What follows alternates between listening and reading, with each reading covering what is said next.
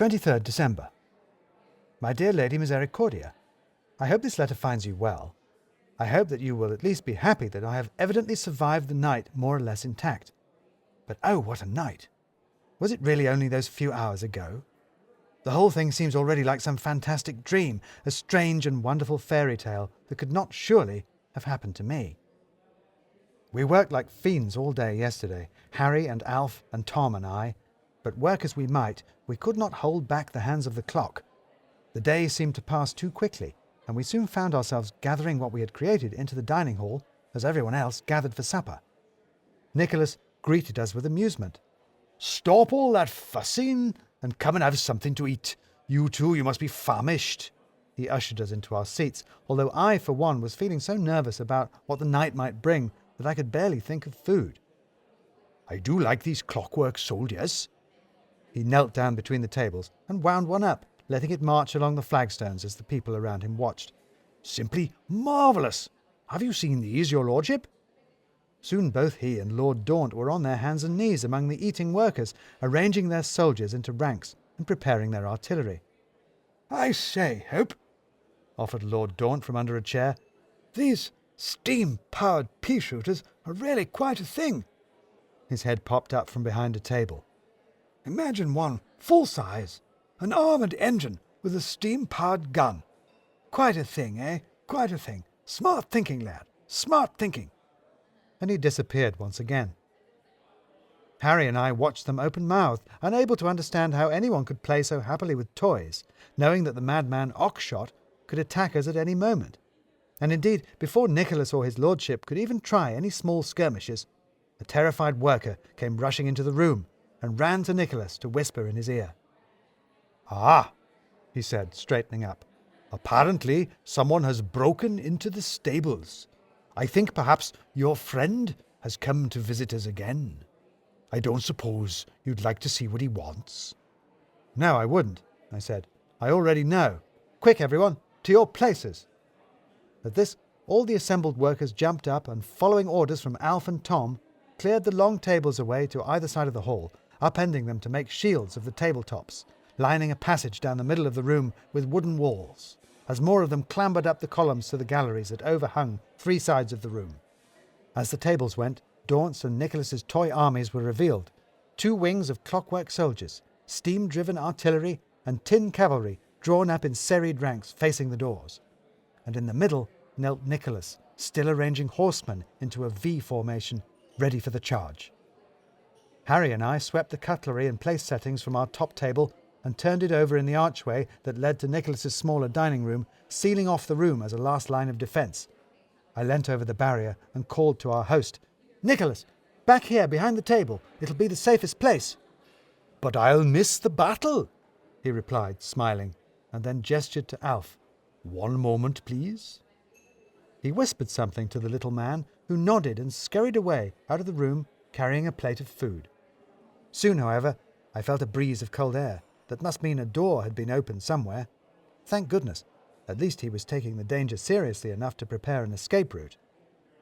Nicholas showed no signs of wanting to escape, though, as he continued shuffling toy soldiers about on the floor. All else was silent apart from the clicking as he wound up the clockwork. The workers, hidden behind their wooden walls, held their breath, waiting, listening for whatever was coming. And it was coming. We could hear it. At first, nothing more than a dim, far-off banging and crashing. But gradually, the sound came nearer. Something heavy and careless was coming blundering through Ulutonti, and it was singing as it came. At first, I thought it was just a roaring, howling noise. But gradually, I began to make out words, if not really quite a tune. Words bellowed with a ghastly cheerfulness, the same refrain repeated over and over again. "All I want for Christmas is 2 front teeth, his 2 front teeth, his 2 front teeth. All I want for Christmas is his 2 front teeth, his 2 front teeth, his 2 front teeth." And then, with a resounding rattle and boom, the doors to the dining hall burst open, and there, monstrous in the flaring light, stood Oxshott. If possible, he looked even more wild than he had the previous evening. His hair and beard were now rimed with frost, so that a jagged crown of icicles stuck out around his head, glittering. The fur lining of his clothes stuck out all over, making him look like some woolly wild man of the mountains. Steam rose off him in the warm room, wreathing him in a mist that moved with him, curling about his legs, making him seem to appear in a puff of smoke, like an evil magician in a pantomime. He stopped in the doorway, appearing not to notice the walls of wood or the toy army, having eyes only for Nicholas as the old man knelt in the middle of the room. "You!" Oxshott roared. "I've changed my mind. I don't want a train set any more. I want your head." And with that, he leapt forward into the room. "Nicholas!" I shouted, and without thinking, clambered over the tabletop and fell into the dining hall, scrambling towards our new friend, desperate to pull him back to safety. Behind me, fortunately, I heard Harry, with much greater presence of mind than I, shout out, "Open fire!" And at that, our allies swung into action.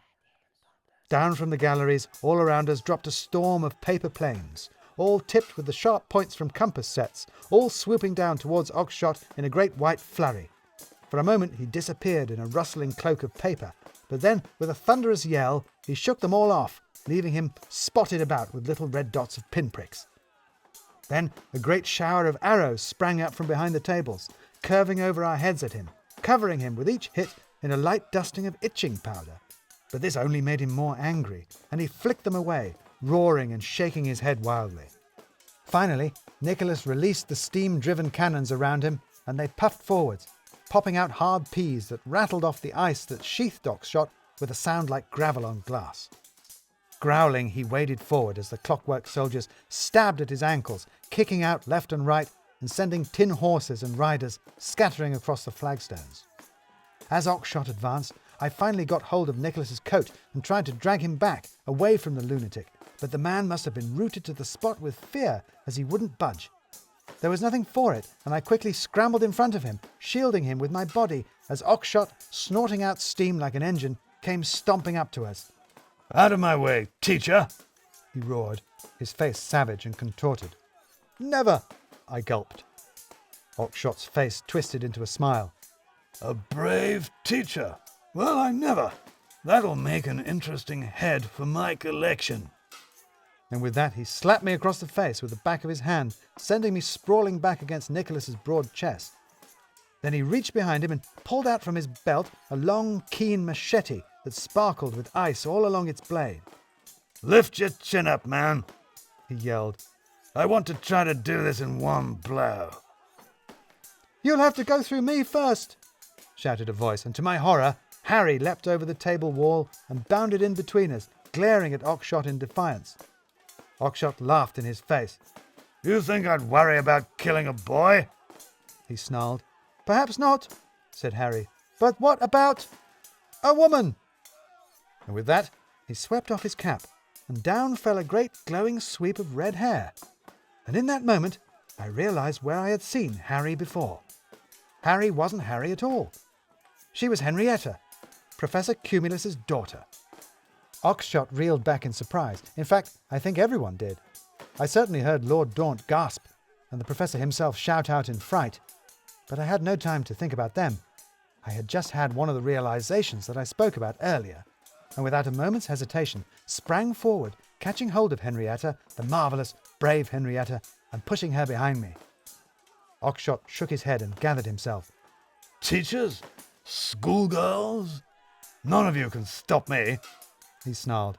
"Nothing can stop me now." And he roared like a bear. No, he didn't. He stood, frozen to the spot, and something else roared again, like a bear. Just like a bear. Just like, in fact, the gigantic polar bear that reared up behind him in the doorway, snuffling the air. Then it dropped to all fours again with a thump that rocked the room and roared once more. Oxshott swung around, a crazed look in his eye, but before he could raise his machete, the bear, with an offhand, careless movement, swung out with one massive paw and punched him neatly on the nose. The baronet went flying sideways, bouncing off an upturned table and collapsing headlong among the ruins of the defeated tin army on the floor. The bear sniffed at him curiously, but then turned its head as someone whistled from the corridor behind, and there was Alf, carrying a steaming pot of stew. The bear turned with astonishing adroitness and shambled after him as Alf led the way out of the room. A sudden silence flooded the room after the tempest of the battle, the only noise the ticking of fallen soldiers and the hissing of crushed artillery. And in that silence, Baronet Oxshott raised his bloodied head and said, Hello, I'm Roderick. Is that your steam engine? I've always wanted one of them. Can I have a go?